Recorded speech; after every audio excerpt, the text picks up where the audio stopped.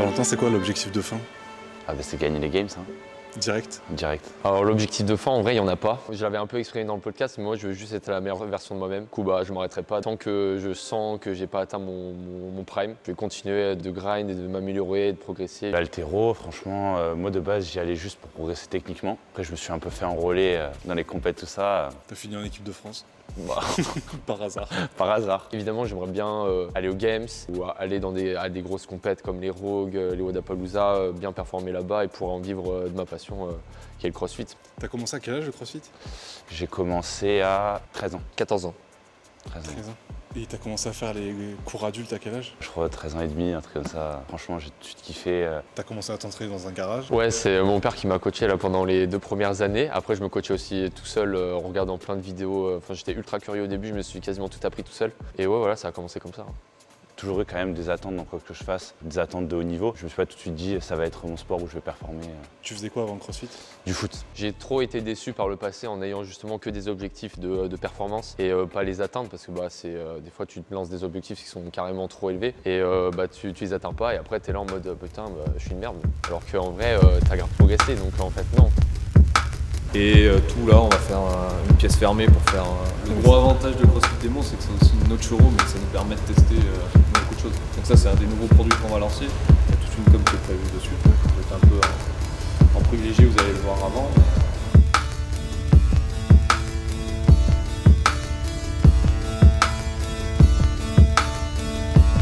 Et c'est moi qui pense à vous qui fait 1m60, je pense à vous qui faites 1m95. Nous, on part du principe que les petits peuvent sauter, mais les grands ne peuvent pas se couper les pieds. Après, il y a l'histoire des marche-pieds, des vraiment petits, ça râle. Donc tu t'adaptes. Si tu sais sauter sur une wall jump, tu sais sauter pour rattraper la barre.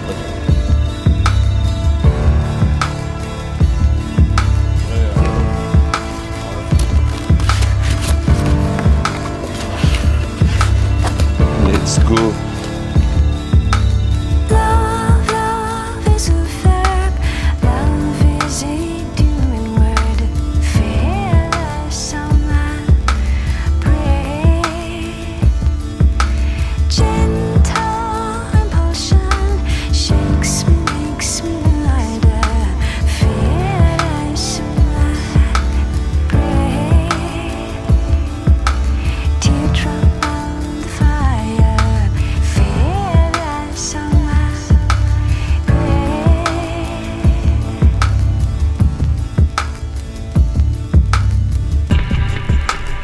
De peu la qualification aux Games.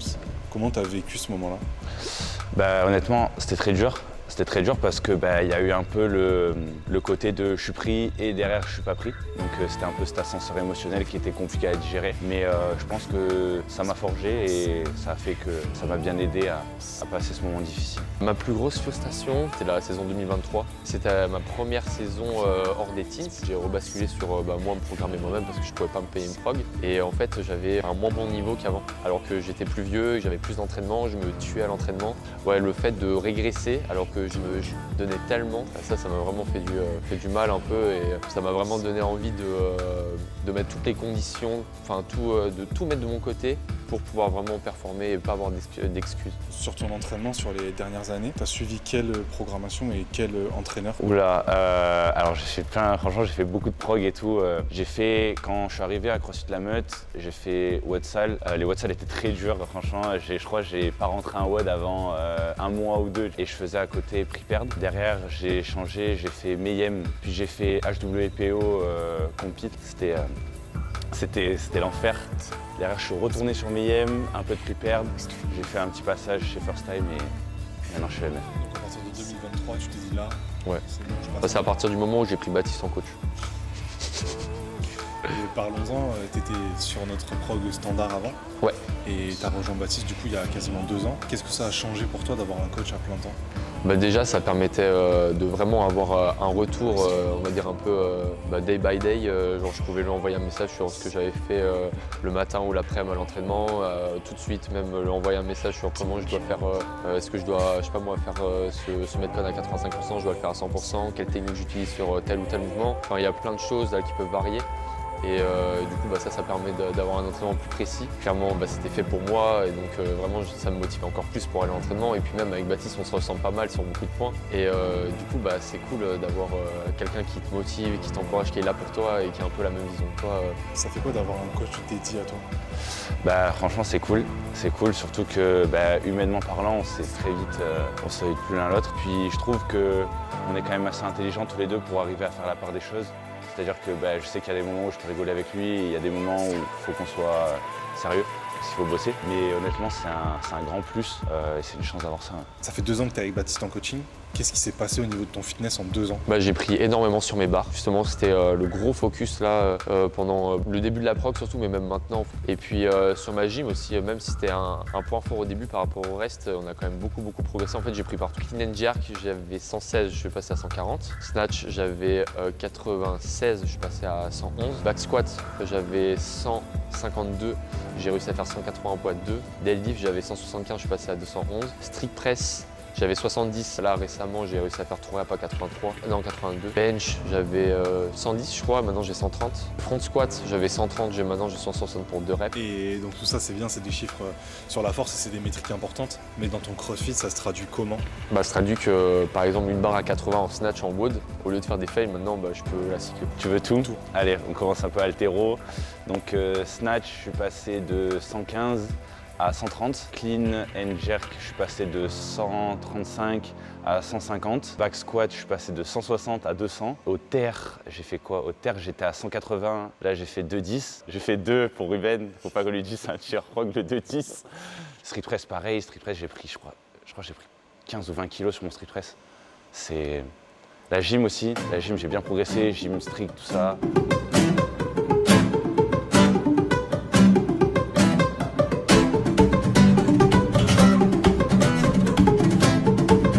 Toutes nos progs, donc affiliés, coaching handy, fitness, compete et tout, font ce même workout pour avoir un leaderboard commun et faire un mini What Days Open en fait tous les vendredis.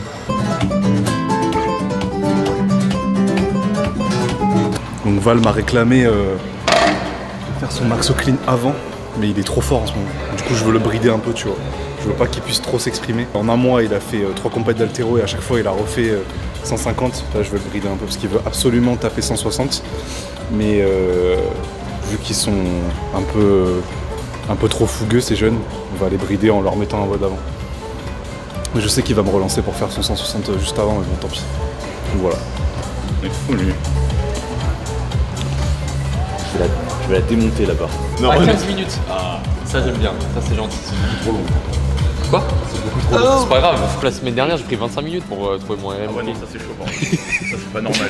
Je prends des bons temps. 120, 140, 150, 160. Ouais, j'ai 5 barres, je pense. T'as dit combien? 140, 160? Non, 50, 60. Non, ouais, je vais faire 20, 40, 50, 60, 4 barres. Moi je vais faire 6 barres, je pense. 100, 110, 120, Tu fais 20, 40. Vrai homme fait 20, 40. Mais pourquoi? Mais 130 en fait. Mais gros, pourquoi faire 130? Elle va me fatiguer. 10 de plus. Mais ça sert à rien. Plus 10. Ah ouais, oh, je vais faire le 140, faut que j'assure. On s'en bat les couilles de 140.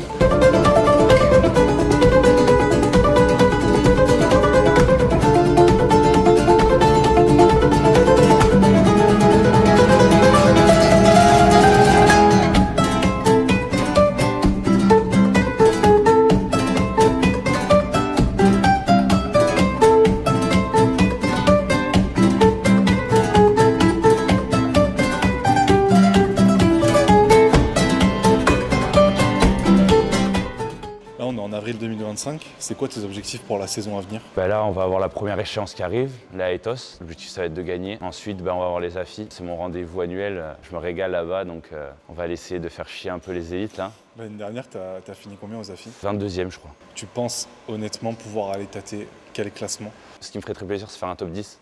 Je pense pas que ce soit quelque chose qui est inatteignable. Je pense que si la prog, pas m'avantage, mais me met pas de gros trous, des trucs comme ça, je pense qu'honnêtement, c'est une place où je peux me retrouver. Avec la prépa qu'on a fait là, ça serait pas déconnant. Ouais. Et après les AFI, viennent Les Marseille. Les Marseille, c'est ça. Et les Marseille, ce sera la première fois que tu les fais en élite? Oui. Bah là, du coup, j'ai Zaitos dans 2 semaines. Donc là, c'est un bel objectif parce que il y aura tous les mecs de MF là-bas et ça va être une super ambiance. Et pareil, Lui, là. ouais, il y aura le mec là-bas là. Le type bizarre. le chill guy. Du coup, on va se battre pour la première place, clairement. C'est l'objectif, gagner. Et après, je vais avoir les affiliates aussi en juillet. Et après, j'ai les Berges Ali Contest. C'est organisé par Mon Honneur et cette année, il fait un format où il invite en gros, il prend toutes les meilleures box qui ont participé à sa compète, parce que ça fait déjà 8 ans. Et en gros, il leur demande d'envoyer leurs meilleurs indiv hommes et femmes. Aujourd'hui, on est à CrossFit Démon avec Fit and Rack, du coup, qui nous a invités pour faire un petit peu une session de training. Là, derrière nous, il y a des barres qui sont installées sur le floor. T'attends quoi là, à la fin de ce WOD? Moi, j'attends juste la fin de ce WOD pour faire ma RM clean. On n'a pas voulu me la mettre avant. Honnêtement, il est sympa. Je pense pas que ce soit un WOD qui va nous détruire. Ça va être un WOD un peu sprint. Donc j'ai hâte de voir ça.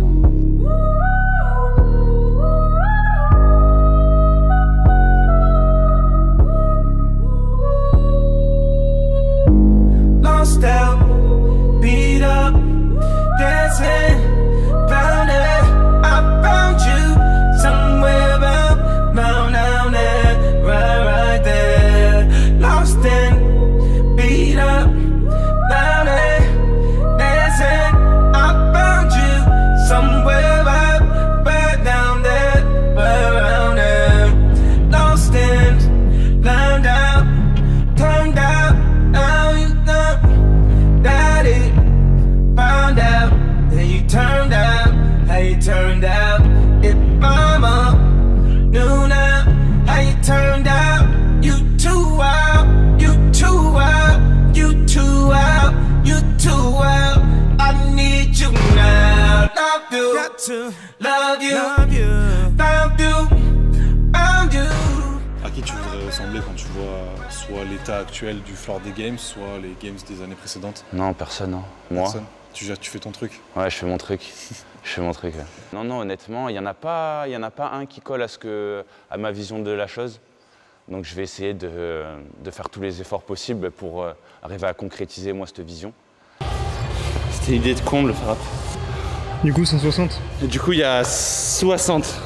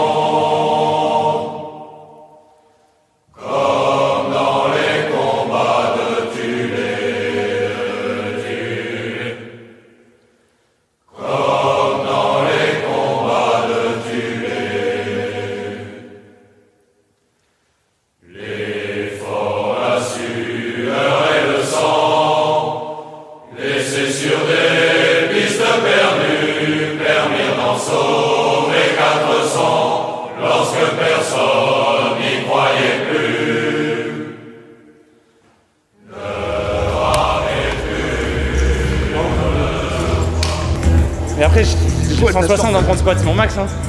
C'est hyper. Tu vois, aux avant-bras, ils étaient gonflés au max. Ça va, c'était chill. Non, c'était cool. C'était cool. Ouais. Je m'attendais pas à ce que ce soit aussi grip. Je pensais que ça allait être dur, mais plus tirage que grip. Et finalement, c'était que grip. Voilà, c'était top. Je suis parti en no hook, en tenant mes barres comme ça là, pour essayer d'économiser un peu de temps de placement. Au final, ça m'a fumé le grip. Du coup, à la fin, les muscle-up, j'étais à 2 doigts de partir en l'air, mais c'était super cool. Je suis content de mon effort, content du résultat aussi. J'étais constant et tout. Et puis après, la barre, plutôt content avec un 142. C'est le plus lourd que j'ai fait depuis 3 mois parce que j'ai vu que j'étais un peu blessé au genou. J'ai pas fait de squat clean lourd depuis 3 mois. Du coup, là, pour repasser sous 142, c'est cool. Il me manque maintenant des cuisses. Et cuisses et un peu de gainage là pour aller chercher plus lourd. Super content. Franchement, très bon WOD, content de ce que j'ai fait. Ouais, vraiment aucun regret là. Val, il m'a dit, ouais, moi je veux absolument tester le PIG. Le PIG, vous l'avez conçu pour des compétitions spécifiques, genre pour les Lions Showdown et tout ça? Bon, on l'a conçu pour les Lions. D'ailleurs, Val, il l'avait testé aussi au Lyon. Je pense que c'est pour ça qu'il voulait avoir sa petite revanche. Il a bien aimé, je crois. Il voulait retourner. Avoir sa petite revanche dessus. Mais on l'a fait dans un premier temps pour les Lions. Après, c'est pas nous qui l'avons inventé, il existait déjà sur notre marque. Ouais. On a énormément de demandes dessus, on voulait en faire un. Donc là, c'est la version, on va dire, proto. Je tease un petit peu, mais on va avoir la version finale qui va être commercialisée, du PIG, avec un rapport qualité-prix et une utilisation qui sera vraiment top. Donc, Et un PIG, c'est combien? Je te demandais le poids compétition. Donc le PIG en lui-même fait 120, c'est ça? Le PIG seul, le nôtre fait 120 en tout cas, ouais. Et après, les compétitions, bah, ça dépend des compétitions et le stimulus que tu vas avoir dans ton WOD. Là, donc ce qu'on leur a mis, c'est 170 kg en team, mais ça représente déjà une belle charge dans un WOD avec un gros volume. Ça dépend du stimulus du WOD que tu veux faire, mais c'est vrai que c'est un outil qui est vraiment bien parce que ça se rapproche du deadlift lourd, du clean, parce que plus tu varies le mouvement, plus la charge elle change. Donc tu peux vraiment faire quelque chose de différent de ce que tu as l'habitude de voir dans des entraînements, quoi. Là, je pense que c'est mon dos qui va casser.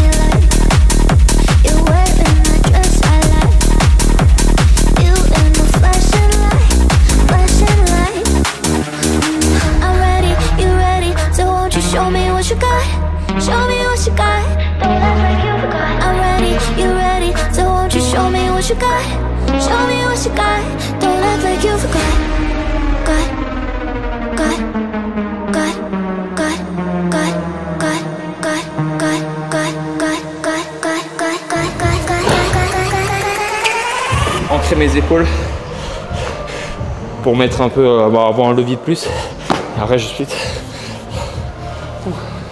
Ouais, c'est beaucoup plus acide. Quand j'utilise que les bras.